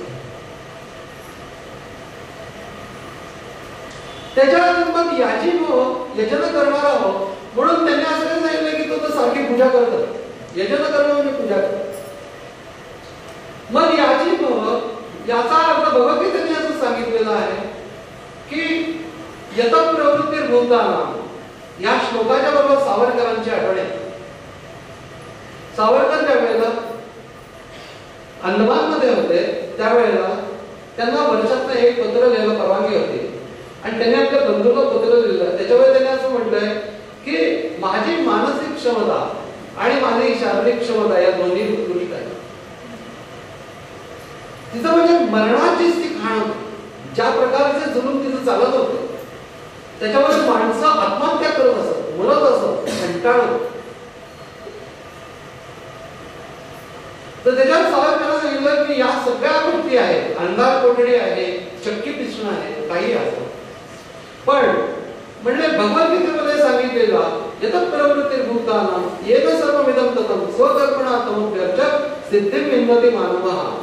ज्या ठिकाणी जी व्यक्ती असेल त्या ठिकाणचं जे कर्म आहे ते ईश्वराची पूजा या भावनेने करते. जे कर्म असेल ते पूजा नावाची स्वतंत्र गोष्ट नव्हे, तेच कर्म ईश्वराची पूजा या भावनेने. मग याची तसं केल्यामुळे ते म्हणले की असं केल्यानंतर चक्की पिसण्याचं कर्म असतं तरी सुद्धा ही भारत मातेची पूजा आहे हे भगवद्गीतेच्या श्लोकाच्या आधाराने मी करत असल्यामुळे माझी शारीरिक क्षमता मानसिक क्षमता अत्यंत उत्कृष्ट आहे. कुठल्याही परिस्थितीमध्ये ती व्यक्ती उन्नत अवस्थेत कशी राहू शकते याचे उदाहरण त्या सर्वात्मका ईश्वरा स्वकर्म कुसुमांची वीरा पूजा केली होय अपारा तोषाला. ज्ञानेश्वर महाराज सर्वात्मक ईश्वराला तोष होईल म्हणजे मला पण आणि सगळ्यांना. जी जी कृती ज्ञानेश्वर महाराज त्याचं विवरण असं केलेलं आहे पुढे की तू जी जी कृती जगामध्ये चांगलं निर्माण करण्यासाठी करशील त्या प्रत्येक कृतीने माझी पूजा. विस्कळीत अशा प्रकारच्या मनोवृत्ती जर का नीटपणाने सुसंगत तत्वनिष्ठ करशील माझी पूजा. साधं घर आवरणं ही सुद्धा माझी पूजा. प्रत्येक गोष्ट आहे त्यापेक्षा चांगल्या स्थितीला नेण्याचा जो माझा प्रयत्न आहे त्या प्रत्येक प्रयत्नाने ईश्वराची पूजा. केवढा तरी व्यापक अर्थ दिलेला आहे. तर मध्याची हा भगवद्गीतेचा जो तत्वज्ञान साक्षात्काराच्यासाठी म्हणून असलेला जो ग्रंथ आहे त्याच्यातले शेवटचे विधान वाक्यांच्यापैकी आहे तिथं सामान्य गोष्टी सांगितलेल्या आहेत. पूजा करताना मी काय करू, मग पूजा करायची की नाही, पूजा कर त्यावेळेला मन मना भाव हे शिकायला कसं. एक फुल तुम्ही फक्त वाहू शकेल, मला काही जास्त पूजा करता, पण तेच वाहताना ईश्वर तिथं आहे अशा भावनेने नुसतं जाता आता फुलं टाकली असं करू. जाता काही नमस्कार चालेल, किती वेळ करणार आहे ठरवून का, 15 सेकंद करणार आहे. मग त्या 15 सेकंदामध्ये बाकी काही नाही, समोर देव आणि असा एक नमस्कार सुद्धा पुरे आहे. याचं कारण की मन देवाशी जोडलं जाणं हाच सर्व उपासनाचा उद्देश आहे. उपासनेचा दुसरा कुठलाही उद्देश नसून मग ईश्वराशी जोडलं जाणं, आणि हे जर का होत नसेल तर त्या उपासनेला कितीही केलं तरी काही अर्थ नाही. म्हणून मध्यवर्ती वर्ग सांगितलेले आहे, उपासनेचं वर्णन सांगितलेलं आहे. मी उद्बत्ती वाढतोय परंतु माझ्या मनामध्ये ऑफिसचे विचार आहे, तसं करतो. आता हा क्षण देवाचा, अंतःकरण देवाशी जोडलं जाण्याचा हा क्षण. असं करता करता तुला ज्यावेळेला तू एकांतात बसशील, शिष्या एकांती बैसावे, तेथे हे समजवले घ्यावे, करावे, सांडावे, अखंड प्रवचन. हे करताना याला अभ्यास योग असं म्हटलं भगवद्गीता. अभ्यास योग युक्तेन चेतसा नान्य गावेना, चित्ताला इकडे तिकडे कुठेही जाऊन द्यायचं. क्षमता सोपी गोष्ट. मन वडाळ वडाळ त्याच्यामध्ये त्याने असं सांगितलं की ती जी शेतावरती जी गुरं शेत खाण्याच्यासाठी म्हणून येतात त्याला किती हाकलं तरी पुन्हा येतात. मन वडाळ वडाळ उभ्या पिकात त्याला डोळं, किती हाकला हाकला पुन्हा येतं पिकावर. मन पाकर पाकर काय सांगू त्याची माता, आता होतं भुईवर गेलं गेलं आवाज. मन जहरी जहरी, एखाद्याला दुःख धरला, राग धरला, जाम ते सोडत. एका बाईने सांगितलं की डोळे मिटले म्हणजे ध्यानासाठी की लगेच सासूबाई. मला पण थोडीशी मजा करायची, त्याचं तुझ्या फार प्रेम होतं का, कसलं. आमची पोझिशन नव्हती त्यावेळेला, आम्हाला भरपूर छळलेलं आहे. त्यावेळेला मी असं ठरवलं होतं की आमची पोझिशन आल्यानंतर दाखवणार आहे. आता आमची पोझिशन आली पण त्याच केल्या. काय करू आता, त्या मुलीच्या गोष्टी आठवल्या. याचं कारण मन जहरी जहरी याचं न्यायालय तंत्र अरे इंचू साप बरा त्याला उतारे म्हणतात. देवा असं कसं म्हण, असं कसं रे घडलं, काय जागेपणी तुला असं स्वप्न पडलं, काय सुंदर. म्हणजे त्याच्यामध्ये त्या बाईने असा भाव पाळलेला आहे की देव झोपणारच जागेपणीच देवाला स्वप्न. आणि त्याच्यात असं आलं की असं असं मन निर्माण करावं, असं झालं का रे असं ते विचार. मग म्हणा या सगळ्या लोकांच्या मध्ये एक सुंदरपणा हा आहे की त्यांचं मन भगवंताची इतकं सहजासहजी जोडलं जात असेल. आता ही शेतकरी बाई होती ना, तर तिने सगळ्या गोष्टींच्यावरती काव्य केली. म्हणजे बीज हे बी पेरणं वगैरे, त्याच्यानंतर त्याचे अंकुर येतात वगैरे, त्याचं सगळ्याचं वर्णन इतकं सुंदर केलं. धरत्रीच्या कुशीमध्ये बीज बियाणं निजल, बीज बियाणं निजली, वरी पसरली माती तशी शाल पांघरली. आता ही शाल पांघरली हे ज्ञानेश्वरी. नाना कृषी वळू आपुले पांघुर मी पेरिले, तैसे झाकी निपजले दान करून. ही ज्ञानेश्वरी होती की दान पण कुठलंही सत्कर्म केलं झाकून ठेवलं. पांघरून कसं शेतकरी बीला पांघरून ठेवतो तसं आमचं सत्कर्म पांघरून ठेवलं पाहिजे. दिसता का पाहिजे. जर का ते उघड टाकलं तर उन्हाळी कोळपून जाते, पण पांघरलेलं असेल तर ते पुढे अंकुरून त्याला पीक येण्याची शक्यता आहे. अध्यात्माचं पीक जर ते यायला पाहिजे असेल तर तू केलेलं सत्कर्म हे जग जाहीर करू नकोस. दुसऱ्या ठिकाणी फार सुंदर रीतीने म्हणले ज्ञानेश्वर महाराजांचं काव्य आणि का सांगणारा बोल हे अगदी बघण्यासारखं आहे की सत्कर्म ही नाव आहे, त्या नावेने पलीकडे जाता येईल. त्या तुला जर पलीकडे जायचं असेल तर सत्कर्माच्या नावेने पलीकडे जाते. पण ती नाव जर का डोक्यावर घेतलीस तर पुढची म्हणजे सत्कर्माच्या पट्ट्या लावून नकोस डोक्यात मी हे केलं. तसं ते म्हणते की धरत्रीच्या कुशीमध्ये बीज बियाण निजली बरी पसरली माती तशी शाल पाकलं जाते. बीज टरारे भुईत त्याच्यामध्ये बीज टरारे भुईत सर्व कोंब आले वरी गवार व शेत जसं अंगावरती शहारे अंगावर शहारे यावे तसं सगळीकडे हिरवं हिरवं. त्याच्यानंतर पुन्हा वाऱ्याशी खेळतात एका एका कोंबातून प्रगटली दोन पानं जसे हात जोडीचं दोन हात जोडले आले तशी दोन पानं प्रगट. आणि पुढाचं इतकं अप्रतिम आहे ती वाऱ्याने ती पानं हलतात आणि एकमेकांवर आपटतात. त्याच्यावरती म्हणते टाळ्या वाजवली ती पानं दंग देवाच्या भजनी टाळ्या वाजवली ती पानं दंग देवाच्या भजनी जशा करी ती करोनीच होऊ दिले आवाज. जशा प्रकारे प्रार्थना करतायत की देवा सगळं चांगलं होऊ दे आबादी आवाज होऊ दे असं ती वाड्याच्या मध्ये हलणारी पानं पाहून तिला वाटतं का देवाची आठवण मन मनाभाव झालेलं आहे मत भक्ताभाव झालेलं आहे. तर मन मनाभाव मत भक्ताभाव याच्यासाठी म्हणून भक्त म्हणजे एक विशिष्ट प्रकारचा पोशाख आणि विशिष्ट कृती असं नसून अंतःकरण ईश्वराशी जोडलेलं आहे प्रेमाने.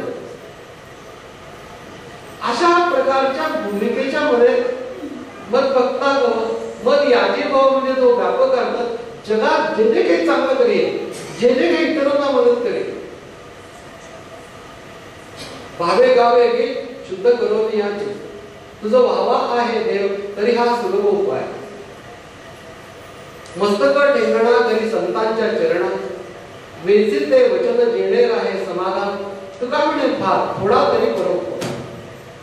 दररोज इतरांना थोडी मदत करण्याचा जो माझा प्रयत्न राहील इतरांना म्हणजे घरातल्या लोकांना सुद्धा.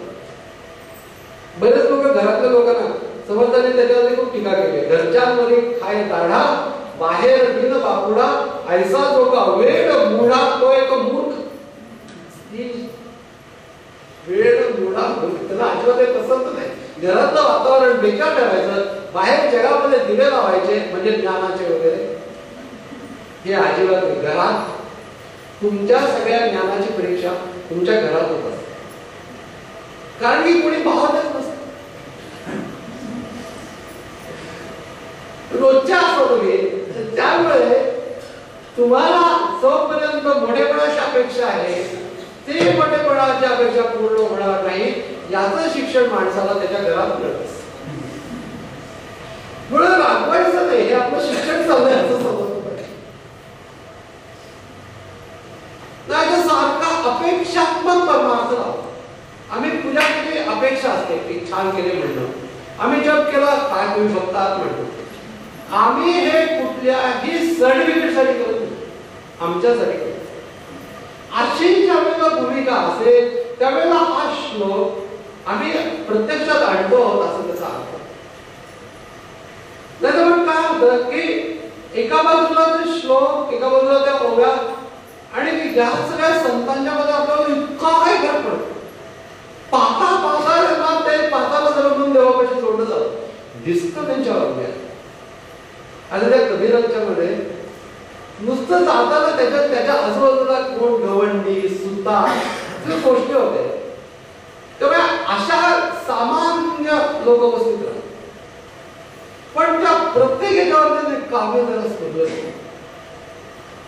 तो गवंडी घर बांधतोय त्यावेळेला ती भिंत उभारतोय त्याच्यानंतर त्याला प्लॅस्टरिंग करतो वगैरे हे सगळं पाहताना कबीराने बनवा खूप बनवाया रे अंदर नारायण सोय. आणि मग त्याच्यावरती पाच तत्व की भीत बनाय पंचतत्वाची भिंत तीन गुण का गारा रोम रोम की छाम चलाई चेतन करने हारा, इस कंपले को 10 दरवाजे, बीच पवन का खंबा, आवन जावन किसी ने न देखा, यही बड़ा अचंबा. आणि पुढे जातात अपरंपार भरा है यार, सद्गुरु भेद बताया. आतमध्ये चैतन्याने तो पूर्ण बंगला भरलेला आहे. सद्गुरु भेद बताया, कहे कबीर सुन भाई, साधो जिन पाया उन्हें जताया. म्हणजे त्याला हा बोध मिळाला, त्याने तो जतन केला. आता जे त्याला गवंडी काम करणाऱ्या माणसाच्याकडे बघून शरीररूपी बंगला, त्याच्यामध्ये नारायण दिसलेला आहे, हे सगळं त्याला तो मध्ये बीच मध्ये पवन का खंबा वगैरे आहे, या सगळ्या गोष्टी एकदम कशा आठवल्या. मन तयार झालेलं आहे. कुठल्याही गोष्टीने देवाची जोडत. म्हणून ही गोष्ट, ही अंतिमच गोष्ट सांगितली की मन मना भाव. पण अंतिम गोष्ट आणि पहिली गोष्ट, पहिल्यापासून इथूनच सुरुवात आहे की मी मन देवापाशी घेऊ शकतो.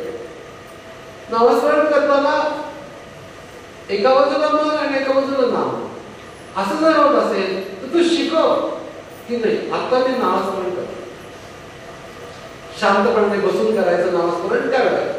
इतर वेळेला तर आम्ही प्रत्येक कृतीत ते नामस्मरण विसरू शकतो. पहिला राज कोणाला येतं ना, मला काय वाटते तिथं खात असतात. हो पिझ्झा खाताना, हो तिथं सुद्धा मोठ्याने म्हणायची गरज नाही, विठ्ठल विठ्ठल म्हणून करण्याची गरज नाही. त्यावेळेला तुम्ही मनामध्ये करू शकता, तुम्हाला जे स्मरण करायचं तुम्ही करू शकता. पण तुमचा परमार्थ हा जितका झाकलेला राहील तितकं त्याला पीक जास्ती. पण तुम्ही जितका तो प्रकट कराल तितकं अपेक्षा वाढत जाते लोकांनी कौतुक करण्याची.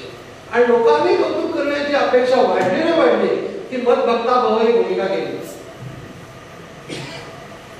मान नमस्कार, याचा काय नमस्कार करायचा, नमस्कार कर, नीट कर, दररोज काही मागू नको. अरे बापरे, मग आम्ही नमस्कार कशाला मागून घे. पण नंतर एक क्षण असा असू दे की काही मागणं नाही, अशा स्थितीत थोडा वेळ तरी नमस्कार.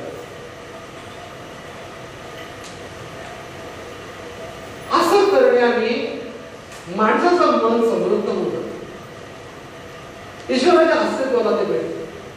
तो क्षण तो आणि मी, म्हणून न मन असं त्याला म्हटलं जातं. मन नाही अशी अवस्था त्या नमस्काराच्या मध्ये प्राप्त होते. आणि दुसरी एक गोष्ट म्हणजे नमस्काराचा अर्थ अंतःकरणामध्ये नम्रता आहे. मूळ नमस्काराचा उद्देश कृती हा नसून अंतःकरण नम्र होणं आहे. नम्र होणं अंतःकरण हे ज्ञानप्राप्तीसाठी प्रीरिक्विजिट आहे, आवश्यक अशी पूर्व आवश्यक गोष्ट आहे. भगवद्गीतेने असं सांगितलंय, तत्विधी ते ज्ञान जाणून घे. कसं प्रणिप आहे, पहिले कंडिशन नम्र असलं पाहिजे. उन्मत्त माणसं ज्ञान मिळू शकते. सूक्ष्म ज्ञान मिळवायला माणसाचं अंतःकरण नम्र पाहिजे. आणि अध्यात्माने सर्वात सूक्ष्म ज्ञान आहे. कुठलंही ज्ञान मिळवायचं असलं तरी तुम्ही नम्र असाल तर जितकं चांगलं ग्रहण होतं तितकं आम्ही शहाणे या भूमिकेत होतो. म्हणून मनमनानुभवाच्या पासून नम्रता विकसित होत जाणं हे अभिप्रेत आहे. आणि त्याचं कल्बिनेशन की ती व्यक्ती अंतःकरणाने नम्र होणं, श्रवणम कीर्तनम विष्णुस्मरणम पादसेवनम अर्चनम वंदनम साम्य भक्ती आणि दास्यम सख्यम आत्मनिवेदनम या सगळ्या स्थिती आहेत. त्या ज्ञानमय स्थिती आहेत, सगळ्या भक्तियुक्त ज्ञानमय स्थिती आहेत त्या. आणि त्यासाठी म्हणून अंतःकरण तयार होण्याच्या दृष्टीने नम्र असणं. कलावती देवीने एकाने असं विचारलं होतं की आमच्याकडे एखादा गुण असला तरी आमची मान ताट असते, आणि तुमच्याकडे एवढे गुण आहेत पण तुमची मान नेहमी खाली का असते. काव्यास्फुट आहे, उत्तम संगीत आहे, अध्यात्माचा तर काही विचारच नको, कीर्तन उत्तम करतात, या सगळ्या सर्व गोष्टी, कला सगळ्या गोष्टी उत्कृष्ट आहेत. अशा परिस्थितीमध्ये आमच्याकडे एक गुण आमची मान वर होते, तुमच्याकडे एवढ्या गोष्टी असून तुमची मान खाली का आहे? त्याच्यावर तुम्ही काय करू रे? मान वरती गेली की मला कृष्ण दिसतो, माझी मान आपोआप खाली होते. कृष्णाचे गुण पाहिल्यानंतर माझे गुण त्याच्यापाशी काहीच नाही असं अंतःकरणामध्ये येणं, संतांचे गुण पाहून आपण त्याच्यापुढे काही नाही अशा रीतीने विनम्र अंतःकरणामध्ये निर्माण होणं माम नमस्कार.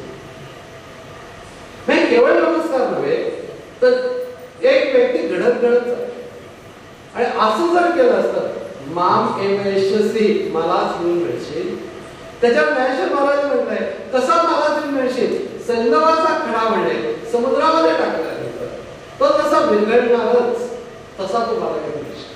आता ज्ञानेश्वर महाराजांचा दृष्टांत म्हणजे इतक्या अप्रतिम असतात, सूक्ष्मपणाने त्यांनी बघितलं पाहिजे. सैंधवाचा खडा जर का कमी पाण्यामध्ये टाकला तर एखाद्या वेळी विरघळणार नाही, पाणी कमी असेल तर. पण देव इतका व्यापक आहे तर तो समुद्रासारखा आहे, त्यामुळे विरघळणारच. पण दुसरी महत्वाची गोष्ट म्हणजे खडा सैंधवाचा असला पाहिजे, दगड टाकून उपयोग का? तर विरघळणं हा त्याचा गुणधर्म आहे. असा खडा टाकल्यानंतरच विरघळेल. आणि मग असं विरघळणं हा गुणधर्म कशाचा? इथे अंतःकरणाचा गुणधर्म आहे. आणि तो गुणधर्म मनमना भव, मद्भक्ता भव, मद्याजी भव, मान नमस्करू या क्रमाने विकसित होत जातो. शेवटी तू माझ्यामध्ये विरघळून जाशील. त्याच्यासाठी अवधानाची स्थिती मग याची भव याच्यावर समजा एक हे किती सांगू तुझं प्रति बाणवणे अंगी सेवकत्व, विश्व हे मद्रूप जाणवणे पांडवा, करी माझी सेवा सर्व कर. जे काही कर्म करते ती माझी सेवा आहे या भूमिकेत कर. मग तुझं कुठलंही कर्म असो, तुला पूजाच करायला पाहिजे असं नाहीये. जे काही करत असेल उत्कृष्ट लिखाण कर. तू जर का क्लार्क आहेस, चांगलं लिहि ना, पाहिल्याबरोबर असं वाटलं पाहिजे की पाहा. मी जिथं काम करत होतो त्या इन्स्टिट्यूट मध्ये एक क्लिनिकल पोस्ट मध्ये एक माणूस होता. तो इतकं सुंदर लिहित असेल की त्याने लिहिलेल्या त्या अकाउंटच्या पाहत राहावं असं वाटायचं. आता त्याला आणि दुसऱ्या माणसाला पगार तेवढाच मिळतो. पण ह्याच्याबद्दल लोकांच्या मनामध्ये एक आदरभाव असायचा. तो त्याच पोस्टवरती काम करत असतो, तो जे उत्कृष्ट करत असे त्याच्याबद्दल माणसाच्या मनामध्ये आदरभाव निर्माण. आम्ही काय करतो आहोत, कुठे आहोत, याच्यापेक्षा ते कसं करतो आहोत याच्याने योजन होणार की नाही. आणि ते अहंकार सोडून केलं तर मग माम नमस्कार होतो. आणि ह्या व्यक्ती देवाच्या मध्ये अंतःकरण त्यांचं विरघळून जाण्यासाठी म्हणून योग्य होतात. माम एव यशते सत्यम ते प्रतिजाने प्रियोसी. शपथपूर्वक सांगतो आणि तुझी शपथ, तुझी शपथ. त्याला एखाद्या असं म्हणलं की व्रजातले लोक असतात ना, ते नेहमी तेरी सौंद म्हणतात, शपथ करतात आणि तेरी सौंद म्हणतात. कृष्ण व्रजातला असल्यामुळे तो म्हणतो की तुझी शपथ. पण त्याच्यात अजून एक भाव असा आहे की का मी तुझी शपथ करतोय. एक वेळ मी माझी शपथ खोटी काय पण तुझी खाणार नाही, कारण प्रियोसी, तू मला प्रिय आहेस. त्यामुळे तुझी शपथ म्हणतोय याला डेप्थ. तो यासाठी म्हणतोय की अरे शपथपूर्वक सांगतो की तू मला मिळशील, पण या क्रमाने तू पहिल्यांदा जिथं करशील, जे काम करशील त्या ठिकाणी मन ठेवण्याचं. व्यायाम करताना सुद्धा मन व्यायामात कर, नाहीतर एक कष्ट होतं. व्यायामाचं पण शास्त्र ते पण असं सांगतं की मन तिथं पाहिजे. तुम्ही योगासनं करताना योगासनाच्या त्या ठिकाणी मन पाहिजे, मग ते बरोबर होतं. म्हणून एका प्रकाराने मनमनाभाव या जीवनाच्या सर्व क्षेत्रांना व्यापून असणारा हा शब्द आहे. आणि ती गोष्ट जर का माणसाला अवगत झाली, प्रयत्न साध्य आहे, ती करता करता भक्तिभाव करून अंतःकरण असेल, त्याच्यातून उत्कृष्ट करण्याची अशी माणसाच्या मनाची प्रवृत्ती आहे. ती धरून जर का जास्तीत जास्त चांगलं केलं तर माझं यजन होतं. हे अहंकाराने न करता नम्रतेने कर, म्हणजे मला नमस्कार होतो. आणि हे केलं तर तू मला जर मिळशील नाही, माझ्याशी एकरूप होशील, हे मी तुला प्रतिज्ञेवरती सत्य सांगतोय की असं होईल. आणि काय त्यामुळे मनमनाभाव हा जीवन संदेश एका महान गुरुने सगळ्या विश्वासाठी म्हणून दिलेला आहे. आणि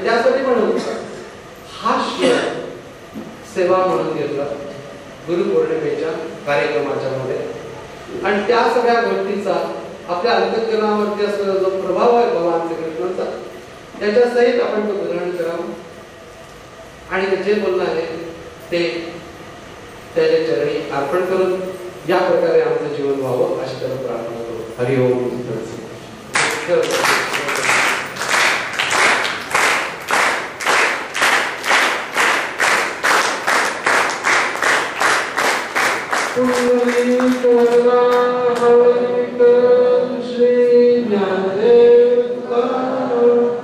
श्री ज्ञानेश्वर महाराज की जय.